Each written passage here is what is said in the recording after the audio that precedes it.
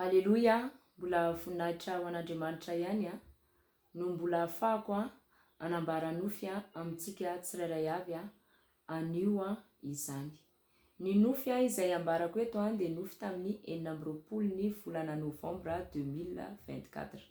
Mialohany anambarako ny nofy dia hivavaka isika tompoko.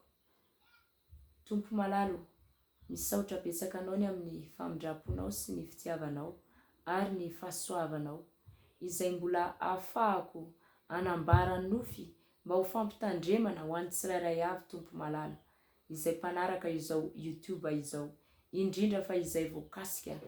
Tompo tafio ny herinao ahafahako anambara izany nofy izany indray. Mankasitraka anao indrindra Jesosy, voninahitra teo anao irery ihany. Aleluia, amen. Araka ny nambarako teo dia nofy tamin'ny 4 volana Novambra 2024. Na nofy tamin'io daty io zany nampanofy ny tompo nahita fiaramanidina kely izay nahitako olona anankefatra tao anatiny. Vehivavy anankitelo, vehivavy efa somary lehibe ireo vehivavy ireo, ary ilay mpanamory ilay fiaramanidina zany. Niainga teo hivato io fiaramanidina io zany. Rehefa niainga teo hivato io fiaramanidina io dia nahazo ilay rano be eo hivato io zany.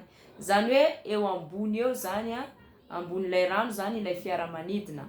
Eny ambony habakabaka eny izy fa mandalo ilay rano be eo hivato io ho antsika izay fa pakeny hivato na ponina eny hivato dia mahafantatra tsara fa misy an'io rano be io hivato eo. Dia nandalo an'io zany ilay fiaramanidina eny ambony habakabaka eny. Avy eo hitako ny vily io fiaramanidina io, zany hoe mbola tsy tafavoaka, tsy lasa lavitra ny aéroport zany dia hitako ny vily ilay fiaramanidina. Dia nahita bozaka zany, nahita bozabozaka eo amin'ny aéroport eo zany, nahita bozabozaka. Dia rehefa nahita an'io bozaka io za dia nandalo teo ilay fiaramanidina. Rehefa nandalo teo ilay fiaramanidina dia nienjera izy zany, nienjera avy hatrany ilay fiaramanidina. Rehefa nienjera io fiaramanidina io tonga dia nirehatra avy hatrany zany. Ary rehefa nirehatra io fiaramanidina io dia nivoaka aingana tao zany ny mpanamory ilay fiaramanidina. Avy eo ireo vehivavy efatra izay niaraka tamin'io mpanamory tao anatin'io fiaramanidina io zany. Rehefa tafavoaka soamatsara izy efatra mianadahy ireo zany izay tao anatin'ilay fiaramanidina dia teo moa zany dia tsy hitako hoe inona ny toy an'ilay izy fa tafavoaka soamatsara zany zareo. Dia ny fiaramanidina moa nirehatra be teo.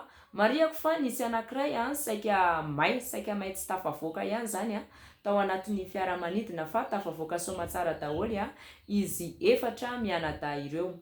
Ny nampahafantary ny fanahy masina dia izy zany olona izay mpanaraka YouTube ato manana fahafana izay andeha fiaramanidina kely zany ireo olona ireo dia mila mitandrina ianao izay voakasika izany zany. Mila mitandrina anontany an'ny tompo tsara ny toerana ny fiaramanidina izay hitondranao apetrao amin'i Jesosy mba tsy hiaran-doza ianao. Fampitandremana ihany izany nofy izany, ka mila zany tsika tsirairay avy indrindra izay voakasika an'izay resaka fiaramanidina na hoe andeha fiaramanidina kely izay manana fahafahana andeha an'izay fiaramanidina kely izay apetrao amin'ny tompony dianao mialohany ianao andeha io fiaramanidina io mba tsy hiaran-doza.